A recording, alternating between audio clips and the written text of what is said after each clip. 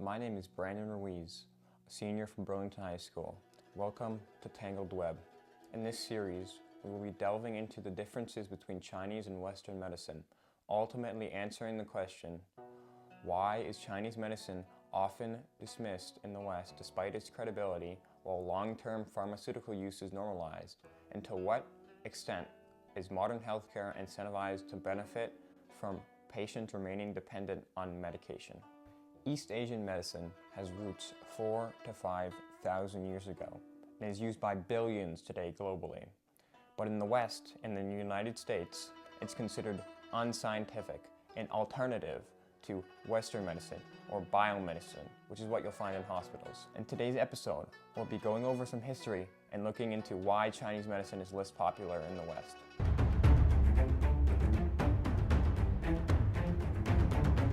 So, what is Chinese medicine? Chinese medicine is a many series of treatments that are thought to date back 2,000 to 4,000 years, with literature of these treatments dating back at least 2,000 years. It's a very foreign system from what we have in Western medicine, and it's completely different psychology. In Western medicine, they may have things that do not exist in Chinese medicine that aren't considered significant or Chinese medicine doesn't even acknowledge. For example, Chinese medicine does not have the idea of a nervous system, but it's still capable of treating what Western medicine considers nervous diseases.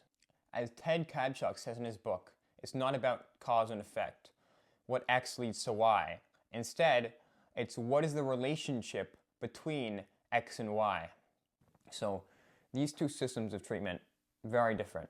In Western medicine, they're looking at symptoms and a direct cause, a singular disease entity that causes those symptoms, and they treat that disease. But in Chinese medicine, they don't look at a cause and effect. They look more at the balance of the body. So that's all relevant factors and information about the individual, which could include lifestyle, diet, work, stress levels, living conditions. All these things add up to create what's called a pattern of disharmony, which essentially is how the body is off balance.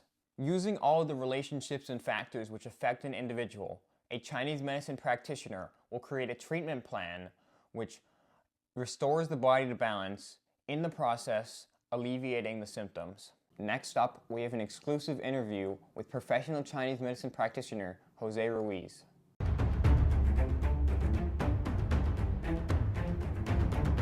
I'm Brandon Ruiz, here interviewing Jose Ruiz with Family Acupuncture Herbs and Reading, a Chinese medicine practitioner for 20 years, on the differences between Chinese medicine and Western medicine and their strengths and weaknesses. So first off, I would like to ask, what would you say the strengths of Chinese medicine are? The strengths of Chinese medicine are typically that we tend to take each person and treat each person as an individual versus treating the disease. The first thing that we want to do is identify what a person's strengths and weaknesses are so that we can individualize the treatments. For instance, if we had a person or multiple people with hypertension, one person may come in and be very robust, have a very red face, be very loud, maybe even angry. That person is diagnosed with hypertension and put on a specific pharmaceutical. Another person could come in and be very meek, very thin, looking very deficient, very soft voice. Her pulse is very thin and weak. That person could also have hypertension and be put on the same type of medication. For us, this would be completely different.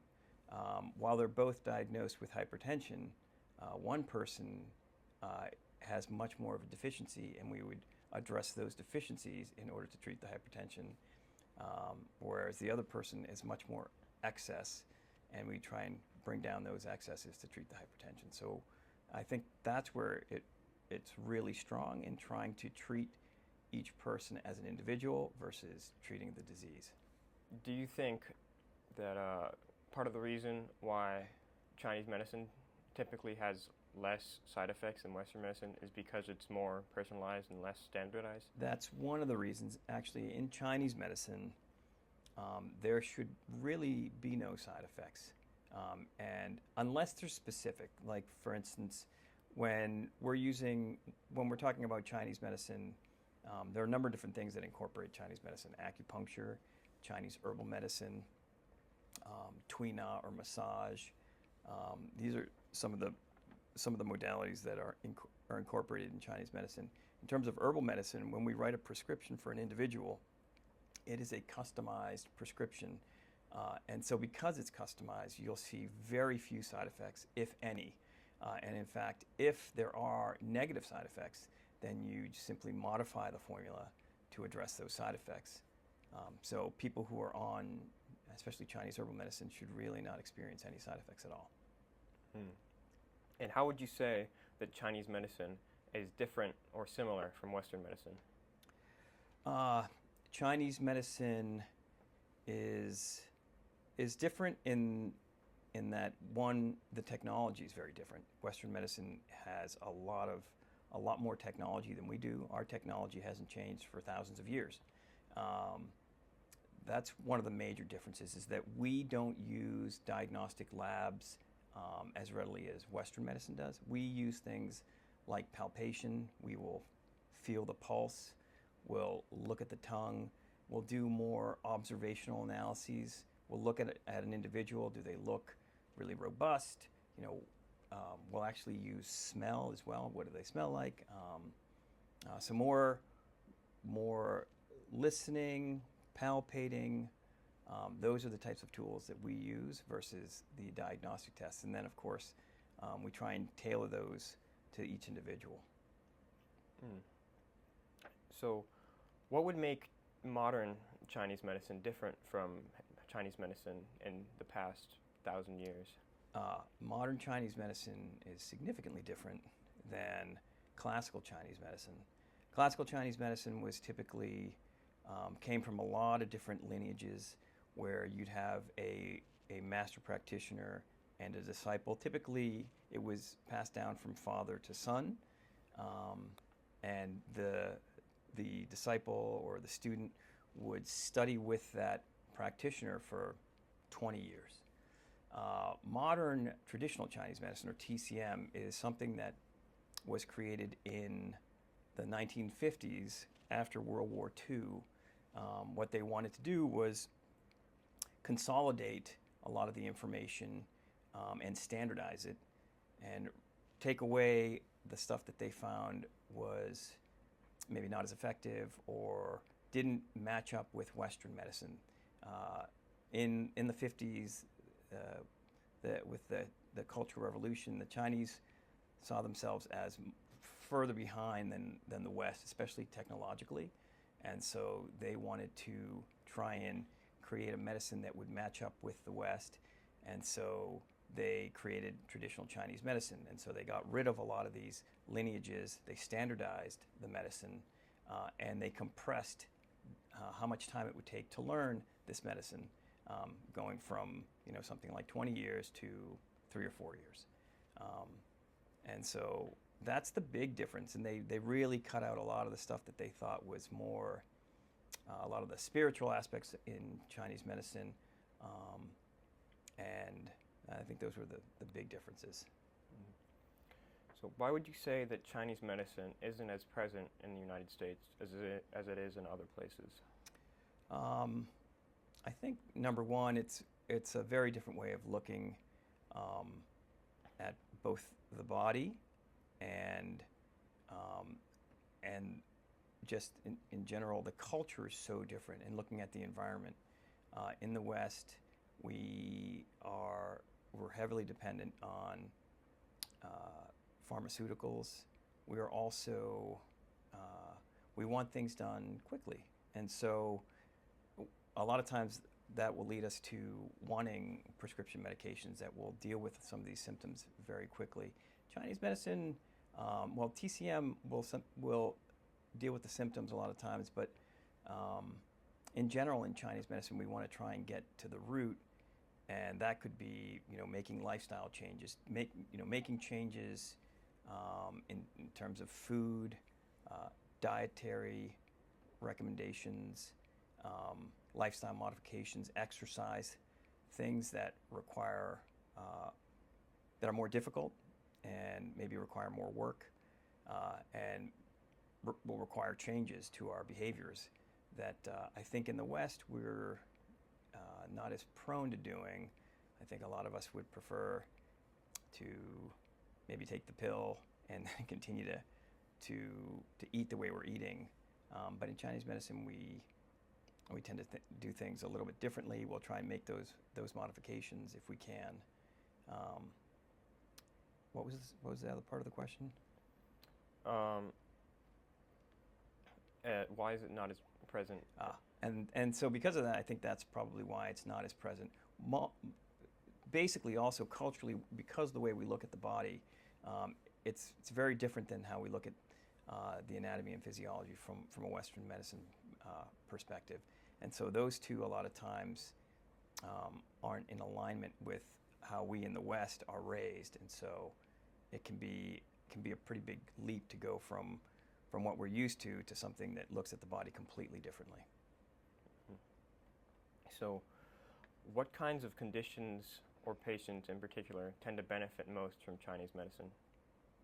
I think chronic diseases tend to benefit most. I think emergency medicine, you want to go to the emergency room, to Western medicine, but a lot of times chronic diseases, anything from hypertension to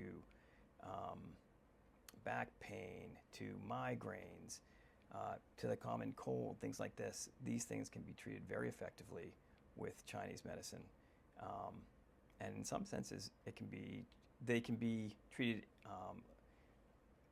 in effective but less expensive manner as well, and with fewer side effects.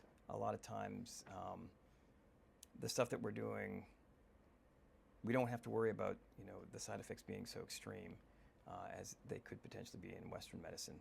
And then, of course, if they're not as effective, then you can go to more invasive treatments if necessary, like surgery.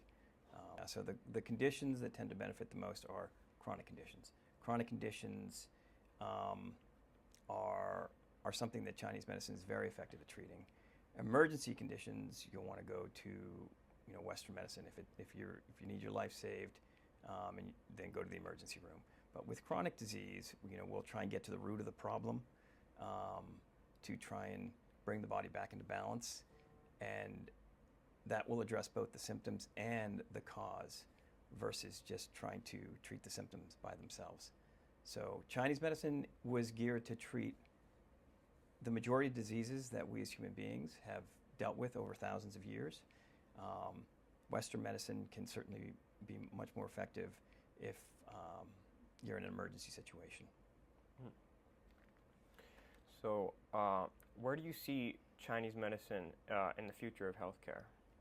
I think Chinese medicine can play a role, one, because compared to Western medicine, it is dirt cheap. Western medicine is very expensive. If you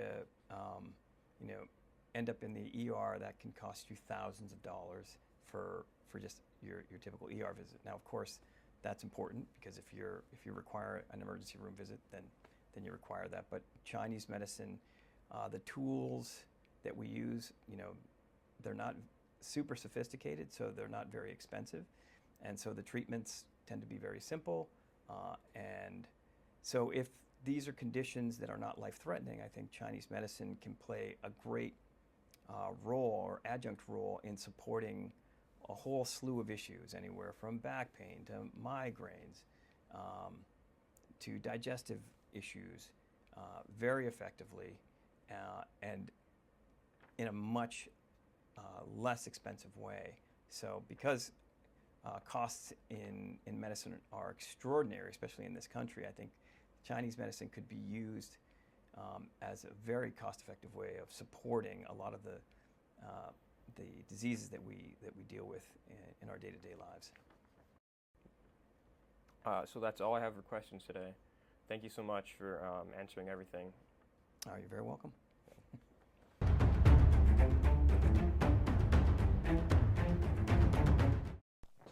One reason why Chinese medicine never became super prevalent in the West is because Western medicine produces much more profit than Chinese medicine.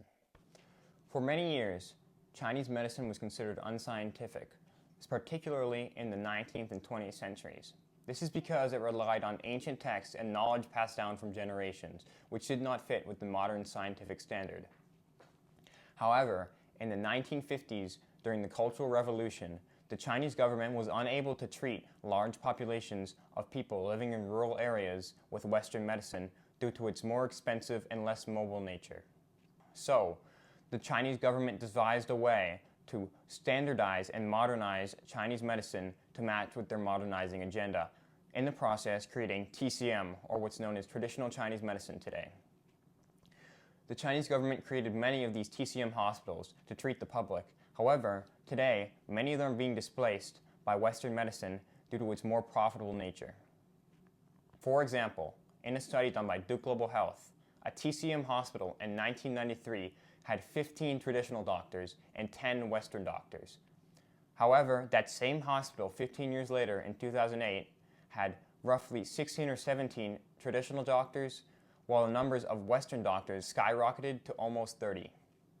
This is because relying on Western pharmaceuticals is much more profitable than traditional Chinese medical techniques.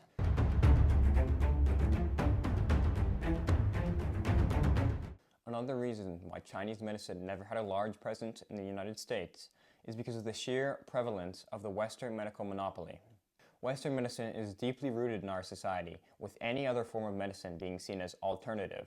However, in the 19th century, the American medical landscape was very diverse, with many competing traditions. In the 20th century, major reforms standardized the education system and centralized authority around biomedicine. At the same time, as stated in Eric Schu's article, How Did Big Pharma Get Big?, the introduction of pharmaceuticals and advancements in the pharmaceutical industry tied modern medicine increasingly with drug production, with pharmaceutical profit margins increasing 32% shortly after World War II.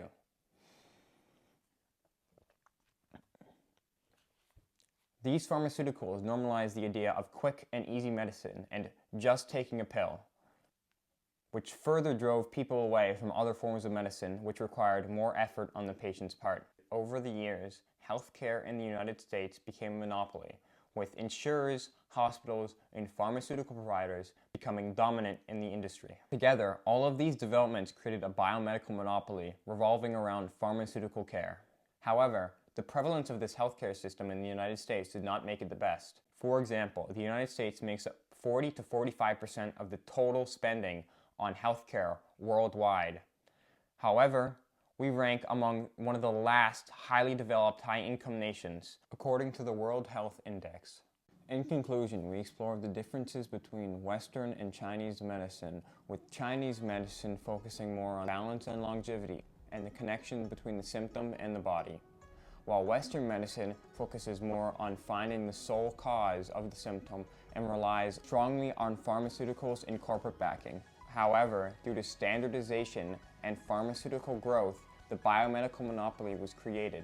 Over today's episode, our goal was to answer the question proposed at the beginning, ultimately coming to the conclusion that due to conflicting systemic nature and a lack of understanding of Chinese medicine, it was ruled as a pseudoscience, while Western medicine spread its roots everywhere, becoming a monopoly, prioritizing profit.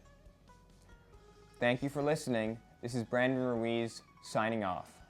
Tune in to the next episode where we'll delve into why long-term pharmaceutical use is so normalized and some of the financial incentives behind the way illness is treated.